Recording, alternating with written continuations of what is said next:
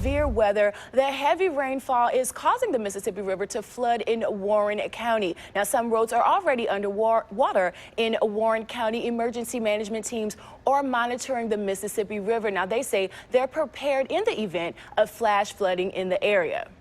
Obviously, we've had a series of meetings. We've been planning for this event along with this river flooding and backwater flooding for several days now. Our public works folks, our first responders, our county road departments have already made plans and put plans in place to move certain types of equipment, barricades, in the event that we do see heavy rainfall in a short amount of period of time. Now, he also says the Mississippi River is likely to rise to 46.5 today. Now, in Rankin County, emergency officials say the Pearl River is also rising. They say there will be a minor flooding by next Thursday. Now, the river is expected to be at 28.5 feet. And